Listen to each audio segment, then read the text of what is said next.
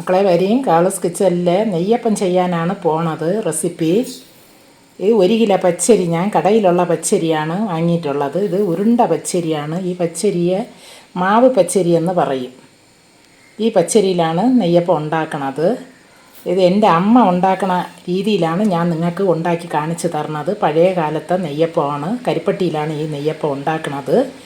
ഇത് നല്ല ടേസ്റ്റായിട്ടുള്ള നെയ്യപ്പവും കൂടെയാണ്. എങ്ങനെ ചെയ്യണമെന്ന് നമുക്ക് നോക്കാം. ഇപ്പം ഇതിനെ വെള്ളത്തിൽ ഒരു 3 മണിക്കൂർ വെള്ളത്തിൽ ഇത് കിടക്കണം. ഒരു 4-5 വെള്ളം വൃത്തിയൊക്കെ കഴുകിയിട്ട് ഒരു 4 മണിക്കൂറോ 3 മണിക്കൂറോ, കുറഞ്ഞത് ഒരു 3 മണിക്കൂർ, 4 മണിക്കൂർ കിടന്നാലും കുഴപ്പമില്ല. ഇതിനെ നല്ല ഒന്ന് വെള്ളത്തിൽ കിടന്ന് കുതിർന്നതിന് ശേഷം നമുക്കൊന്ന് പൊടിച്ചെടുക്കാം. അത് നിങ്ങളെ ഞാൻ കാണിക്കാം പൊടിക്കുമ്പോൾ. നെയ്യപ്പം ഉണ്ടാക്കാൻ വേണ്ടി 3/4 കിലോ കരിപ്പട്ടി ഞാൻ ഇവിടെ എടുത്തിട്ടുണ്ട്. 1 കിലോ അരിക്ക് ഞാൻ 3/4 കിലോ കരിപ്പട്ടിയാണ് ചേർക്കുന്നത്. നിങ്ങൾക്ക് മധുരത്തിനനുസരിച്ച് കൂട്ടുകയോ കുറയ്ക്കുകയോ ചെയ്യാം. ഇത് 1 ഗ്ലാസ് വെള്ളം ഒഴിച്ച് ഒന്ന് ഉരുക്കിയെടുക്കാം. കരിപ്പട്ടി പാവ് അലിഞ്ഞിട്ടുണ്ട്. ഇതിന് കമ്പി പദം ഒന്നും ആവശ്യമില്ല, ചുമ്മാ അലിഞ്ഞാൽ മാത്രം മതി ഇതിന്. അതിനുണ്ട് ഇനി ഇറക്കി വയ്ക്കാം നമുക്ക്. ഇതൊന്ന് നല്ല തണുക്കണം. തണുത്തതിന് ശേഷമാണ് ഈ പച്ച മാവിലോട്ട്, നമ്മൾ പൊടിച്ച മാവിലോട്ട് ഒഴിക്കേണ്ടത്. നല്ല തണുത്തിക്കണം. ചൂടോട് ഏത് കാരണവശാലും ഇത് ഒഴിക്കാൻ പാടില്ല. വേറൊരു പാത്രത്തിലോട്ട് നമ്മൾ അരിച്ച് ഒഴിച്ചിട്ടുണ്ട്. കല്ലും മണ്ണും കുറച്ചുണ്ട്, അത് മാറ്റിയെടുപ്പിക്കാം. ഇതൊന്ന് തണുത്തതിന് ശേഷം ഈ പടർന്ന് നിൽക്കണ ഇതൊക്കെ വേസ്റ്റൊക്കെ എടുത്ത് മാറ്റാം. നമുക്ക് ഇത്തിരി ഒന്ന് തണുക്കണം. തണുത്തിട്ടാണ് ചെയ്യേണ്ടത്. പച്ചരി പൊടിച്ചെടുത്തിട്ടുണ്ട്. പുട്ടിൻ്റെ പരുവത്തിലാണ് നമ്മളിതാ പൊടിച്ചിട്ടുള്ളത്. തരിയോട് കൂടി. നെയ്യപ്പത്തിന് തരി വേണം. നമ്മൾ പുട്ടിന് പൊടിക്കും പോലെ ഇരുന്നാൽ മതി. പാളയംകുടം പഴം ഞാൻ ഒരു 5 എണ്ണം എടുത്തിട്ടുണ്ട്. ഇത് ചെറിയ പഴമാണ്. വലിയ പഴമാണെങ്കിൽ 1 കിലോയ്ക്ക് 3 പഴം ചേർക്കാം. ചെറുതായതുകൊണ്ട് ഞാൻ 5 എണ്ണം ചേർക്കുകയാണ്. ഇത് അത്ര പഴുത്തിട്ടില്ല, നല്ല പഴുത്ത പഴമാണ് ആവശ്യം. അപ്പോൾ ഇതൊന്ന് മിക്സിയിലടിച്ച് നമുക്ക് ചേർക്കാം. പഴം അതാ അടിച്ചെടുത്തിട്ടുണ്ട്. ഇപ്പം പാളയംകുടം പഴം നിങ്ങൾക്ക് കിട്ടിയില്ലെങ്കിൽ ഇതിന് പകരം ചുവന്ന പഴം ഉണ്ട്, അത് വേണമെങ്കിലും ചേർക്കാം. ചില സ്ഥലങ്ങളിൽ ഈ പഴം കിട്ടില്ല, അതുകൊണ്ട് ആ പഴവും ചേർക്കാം. അപ്പോൾ ഇത് ഞാൻ അടിച്ചെടുത്തിട്ടുണ്ട് മിക്സിയിൽ. ഇതോട്ട് നമുക്ക് പഴത്തിനെ ചേർക്കാം.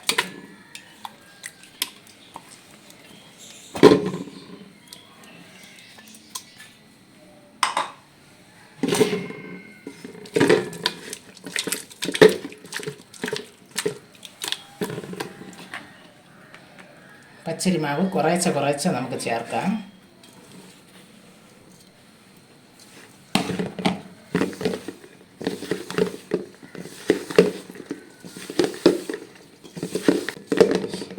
കരിപ്പട്ടി നല്ല ഉരുക്കി വെച്ചിട്ടുണ്ട്. ഇത് നമ്മൾ ഇതിലോട്ട് ഒഴിച്ചു കൊടുക്കാം. ഇത് നല്ല തണുത്തിട്ടുണ്ട് കരിപ്പട്ടി.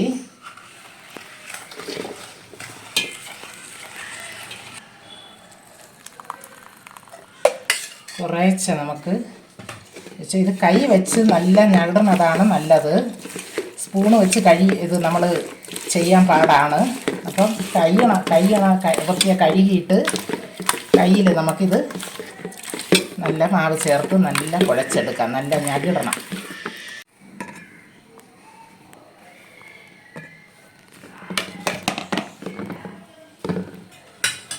കുറേശ്ശെ ഇതേപോലെ കട്ടകളില്ലാതെ നമുക്ക്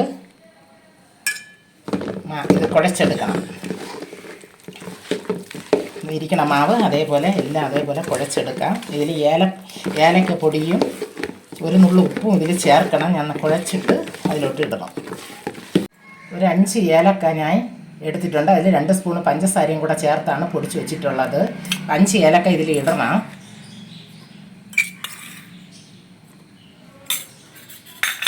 ഒരു നുള്ള് ഉപ്പും, മധുരം ടേസ്റ്റ് കൊടുക്കാൻ വേണ്ടി നെയ്യപ്പത്തിന് 1 നുള്ള് ഉപ്പും. അപ്പോൾ ഇതിൽ സോഡാപ്പൊടി നമ്മൾ ചേർക്കണില്ല, പഴം ചേർക്കണതുകൊണ്ട് നല്ല കുഴയ്ക്കണം. നല്ല കുഴച്ചെടുക്കണം. മാവ് കട്ടകളില്ലാതെ കുഴച്ചെടുക്കണം. മാവിൻ്റെ കട്ട ഉണ്ടാകാൻ പാടില്ല. നല്ല കുഴയ്ക്കണം. കൈ വെച്ച് നല്ല ഇതേപോലെ കുഴച്ചെടുക്കണം.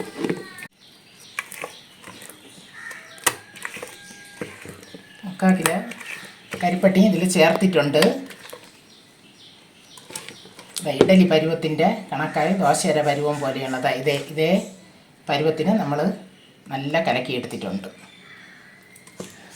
ഇത് കുറഞ്ഞതൊരു 4 മണിക്കൂറെങ്കിലും ഇരിക്കണം. 5-6 മണിക്കൂർ ഇരിക്കാം. ഞാൻ ഒരു 4 മണിക്കൂറെങ്കിലും നിങ്ങൾ വയ്ക്കുമ്പോൾ ഇതേപോലെ വച്ചിരിക്കണം. എന്നാലേ മാവ് പുളിച്ച് കിട്ടുകയുള്ളൂ. നമ്മൾ അപ്പക്കാരമൊന്നും ചേർക്കാത്തതുണ്ട്. അപ്പോൾ ഇനി ഇത് നല്ല ഒന്ന് അടച്ച് വെച്ചിട്ട് നമുക്ക് 4-5 മണിക്കൂർ, കുറഞ്ഞത് 4 മണിക്കൂറെങ്കിലും ഇരിക്കണം. എന്നിട്ട് ചുടാം. മാവ് നമ്മൾ നെയ്യപ്പം ചുടുന്നതിന് മുമ്പേ ഒരു അരമണിക്കൂറിന് മുമ്പേ നമുക്ക് ഒരു കൊട്ട തേങ്ങ ഞാൻ ഇവിടെ എടുത്തിട്ടുണ്ട്. ഇതിൻ്റെ പകുതി കൊട്ട തേങ്ങ ഇത് നെയ്യിലോട്ടൊന്ന് വരട്ടി മാവിലോട്ട് ചേർക്കണം. അപ്പോൾ ഇത് ഒന്ന് തണുക്കേണ്ടി വരും. നമ്മൾ വറുത്ത് വെച്ച് ഒന്ന് നെയ്യൊക്കെ തണുത്തിട്ടാണ് ആ മാവിലോട്ട് ഒഴിക്കണം. അപ്പോൾ അതിന് അരമണിക്കൂറിന് മുമ്പ് ഞാൻ ഇതൊന്ന് വറുത്തെടുക്കുകയാണ്. ഇതേപോലെ അരിഞ്ഞെടുത്തിട്ടുണ്ട്. ഇത് കൊട്ട തേങ്ങ ഇല്ലാത്തവർക്ക് സാധാരണ തേങ്ങയിൽ ഇതേപോലെ നമുക്ക് എണ്ണയിലിട്ട് മൂപ്പിച്ചെടുക്കാം. കൊട്ട തേങ്ങ ഇരിക്കണതുകൊണ്ട് ഞാൻ കൊട്ട തേങ്ങ ഇട്ടാണ് ഇരിക്കണം. ഇപ്പം ഇനി തേങ്ങ വേണ്ടെങ്കിൽ നിങ്ങൾക്ക് ഒഴിവാക്കാം. തേങ്ങ ചിലർക്ക് ഇഷ്ടമില്ലെങ്കിൽ അത് വേണ്ടെന്ന് വയ്ക്കാം. പക്ഷേ ഞാൻ തേങ്ങ ഇടും. അമ്മ തേങ്ങ ഇട്ട് തന്നെ ചെയ്യും. അതുകൊണ്ടാണ് ഞാൻ ഇങ്ങനെ ഇടുന്നത്. ഈ രീതിക്ക് അരിഞ്ഞെടുക്കാം നമുക്ക്.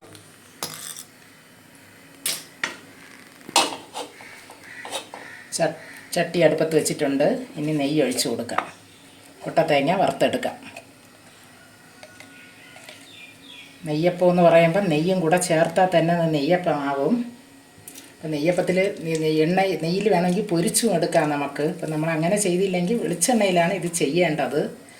അതാണ് ടേസ്റ്റ്. ഇപ്പം വെളിച്ചെണ്ണ ഇല്ലെങ്കിൽ വേറെ എണ്ണ നിങ്ങളെ ഇഷ്ടമുള്ള എണ്ണ നിങ്ങളെടുക്കി. പക്ഷെ വെളിച്ചെണ്ണയിലാണ് നല്ലത് ചെയ്യണത്.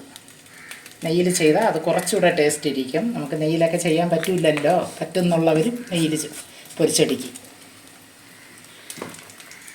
ഞങ്ങളെ നാട്ടിൽ ഈ നെയ്യപ്പം ഒരു പ്രധാനമാണ്. 7 മാസത്തെ പലഹാരം. ഇത് ഗർഭിണിയാവുന്ന സമയത്ത് നമ്മൾ തേറ്റിന് വിളിച്ചുകൊണ്ട് വരുന്ന നേരത്ത് ഈ പലഹാരം നമുക്ക് മെയിനാണ്. നെയ്യപ്പം അറിയിപ്പ് പലഹാരത്തിനും തേറ്റിന് വിളിക്കണ പലഹാരത്തിന് ഇത് നെയ്യപ്പം നമുക്ക് ആവശ്യമാണ്. അത്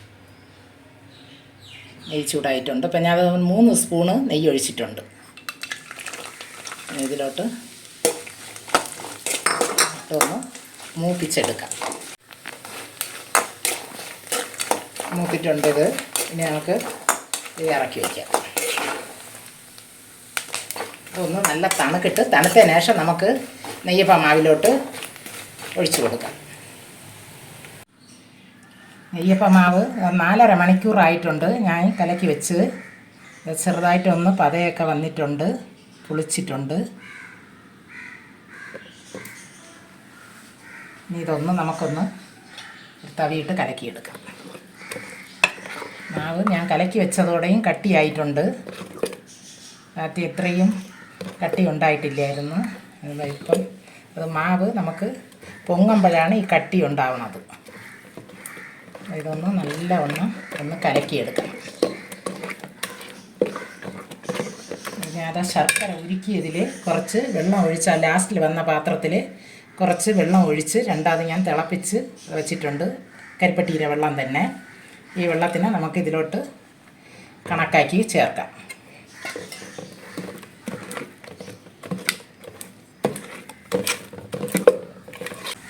കൊട്ട തേങ്ങയും കൂടെ ഇതിൽ ചേർക്കാം.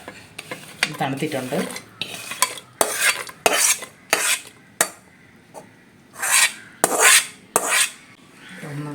ഒന്ന് കലക്കി കൊടുക്കാം. നോക്കി നമുക്ക്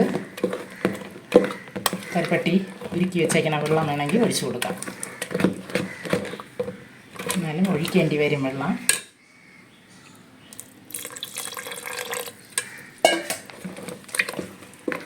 കൂടുതൽ കട്ടിയായ മാവ് നമുക്ക് അടിയിൽ മാവ് നല്ല മാവായിട്ടിരിക്കും. നെയ്യപ്പം വേവില്ല. പക്ഷെ വെള്ളവും കൂടാൻ പാടില്ല. എനിക്ക് കുറച്ചുകൂടെ വെള്ളം കൂടെ ഒഴിക്കുകയാണ് ഞാൻ. നല്ല കട്ടിയായിട്ടുണ്ട്.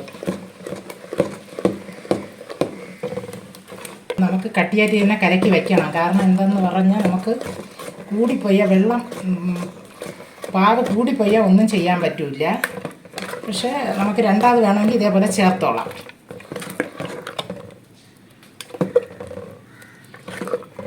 ഇപ്പം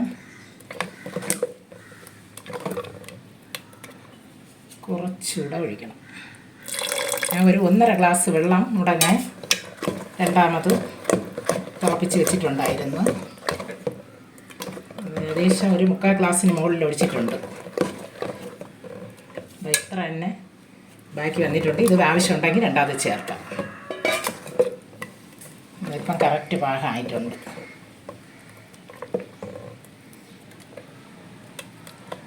ഇരുമ്പ് ചട്ടിയിലാണ് നെയ്യപ്പം ഉണ്ടാക്കുന്നത്. ഇപ്പം ചട്ടി ഇതാ ചൂടായിട്ടുണ്ട്. വെളിച്ചെണ്ണ ഒഴിച്ചു കൊടുക്കാം. ഞാൻ വെളിച്ചെണ്ണയിലാണ് ചെയ്യണത്. പക്ഷെ വെളിച്ചെണ്ണയിൽ ചെയ്താൽ നെയ്യപ്പം പെട്ടെന്ന് തീർക്കണം. ഒരു 4-5 ദിവസമൊക്കെ ആകുമ്പം വെളിച്ചെണ്ണയ്ക്ക് ഒരു അപ്പത്തിനൊരു ഇതുണ്ടാകും, ഒരു കാമ്പലുണ്ടാകും. അപ്പം പെട്ടെന്ന് വച്ചിരുന്ന് കഴിക്കണമെങ്കിൽ വേറെ എണ്ണയിൽ നിങ്ങൾ പൊരിക്കണം. കടല എണ്ണയിലോ സൺഫ്ലവർ ഓയിലിലോ പൊരിക്കാം. ഇല്ലെങ്കിൽ 2-4 ദിവസത്തേക്കൊക്കെ ആണെങ്കിൽ ടേസ്റ്റോടെ കഴിക്കണമെങ്കിൽ വെളിച്ചെണ്ണയിൽ നിങ്ങൾ ചെയ്താൽ മതി. എണ്ണ ചൂടായിട്ടുണ്ട്. നമുക്കിത് ഞാൻ ഒരു ചെറിയ കറണ്ടിയാണ് എടുത്തിട്ടുള്ളത്. ഈ കറണ്ടിക്കാണ് കോരി ഒഴിക്കണത്.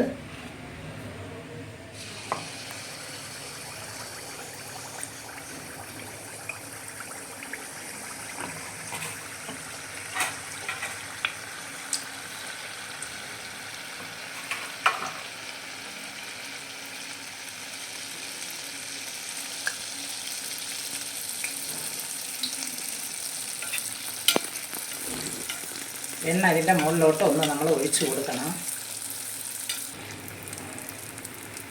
ഉള്ളി മുകളിലോട്ട് വന്ന് വലിയ ചട്ടിയാണെങ്കിൽ 2-3 ഇടാം. ഇതിപ്പോൾ ഞാൻ ചെറിയ ചട്ടിയാണ് എടുത്തിട്ടുള്ളത്. അതുകൊണ്ടാണ് ഞാൻ ഒന്നൊന്നായി ഇട്ടെടുക്കുന്നത്. 2 ഇട്ട് പോയാൽ അത് പൊങ്ങി വരാൻ പാടായിരിക്കും. അതുകൊണ്ടാണ് ഒന്നൊന്നായിട്ട് ഇട്ട് കൊടുക്കുന്നത്. കുറച്ച് എണ്ണ ഇങ്ങനെ കോരി ഒഴിച്ചു കൊടുത്താൽ പെട്ടെന്ന് നമുക്ക് അകത്ത് മാവ് ഉണ്ടെങ്കിൽ അത് വെന്ത് കിട്ടും.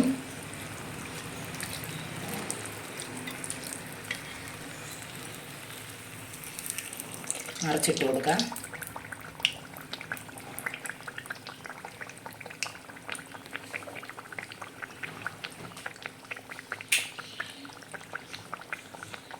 കറണ്ട് പോയി വീഡിയോ എടുത്തുകൊണ്ടിരിക്കുമ്പോൾ അതാണ് ഒരു മങ്ങൽ പോലെ ആയത്. ചെറിയ തീയിൽ നിന്ന് തന്നെ ഇത് വെന്ത് കിട്ടണം.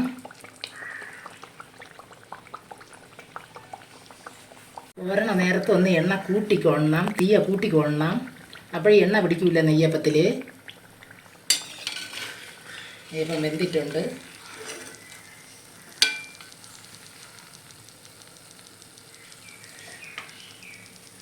കുറച്ചും കൂട്ടിയായിട്ട് നെയ്യപ്പം നമുക്ക് ചുട്ടെടുക്കണം.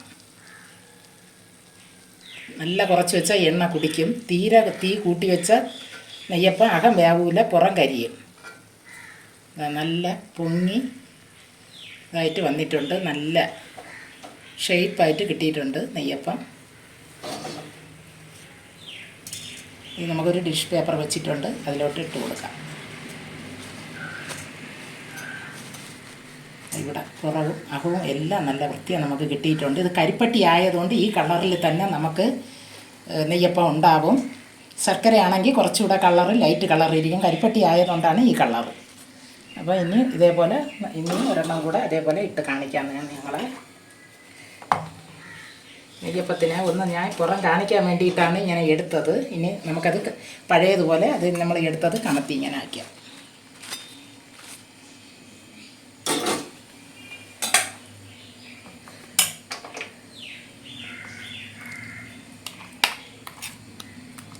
രണ്ടെണ്ണം ഇടാൻ വലിയ ചട്ടിയാണെങ്കിൽ ഒരു 3 എണ്ണമൊക്കെ ഒഴിച്ചു കൊടുക്കാം.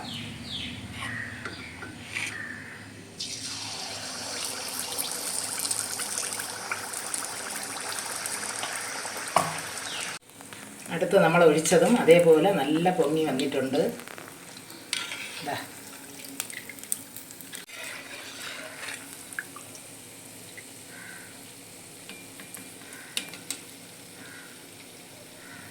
നല്ലതായിട്ട് ഷേപ്പായിട്ടൊക്കെ കിട്ടിയിട്ടുണ്ട്. നല്ല മുരുന്നുള്ള നെയ്യപ്പമാണിത്. അകത്ത് നമുക്ക് ഒന്ന് പൊട്ടിച്ച് നോക്കാം. സൗണ്ട് കേൾക്കണ കണ്ടാ മക്കളെ? എന്താ അകം നല്ല വെന്തിട്ടുകൊണ്ട് പുറം നല്ല കിരികിരെന്നുള്ള സൗണ്ട് നിങ്ങൾക്ക് കേൾക്കണം. മൊരിമൊരിപ്പുള്ള മൊരിമൊരിപ്പായിരിക്കണം. ഇതാ അകവും നല്ല വെന്തിട്ടുണ്ട്, പുറം നല്ല മൊരിമൊരിപ്പ്. 1 കിലോ അരിയിൽ ഇത്ര നെയ്യപ്പം ഉണ്ടാക്കിയെടുത്തിട്ടുണ്ട്. ഞാൻ എണ്ണി നോക്കിയിട്ടില്ല, അത് ഇത്രയും ഉണ്ട്. നല്ല ഒരു കളറായിട്ട് നല്ലതായിട്ട് നമുക്ക് കിട്ടിയിട്ടുണ്ട്. ഇത് നിങ്ങൾ നോക്കിയാൽ മാത്രം പോരാ, നിങ്ങളെ വീട്ടിലും ഇതേപോലെ ചെയ്ത് നോക്കണം കരിപ്പട്ടിയിലുള്ള നെയ്യപ്പം. അപ്പം ഈ വീഡിയോ ഇഷ്ടമായെന്ന് വിചാരിക്കുന്നു. എനിക്ക് സപ്പോർട്ടും ലൈക്കും സബ്സ്ക്രൈബും ഒക്കെ ചെയ്യണം മക്കളെ. ഇനി ഒരു വീഡിയോ ആയിട്ട് വരും. ബൈ മക്കളെ.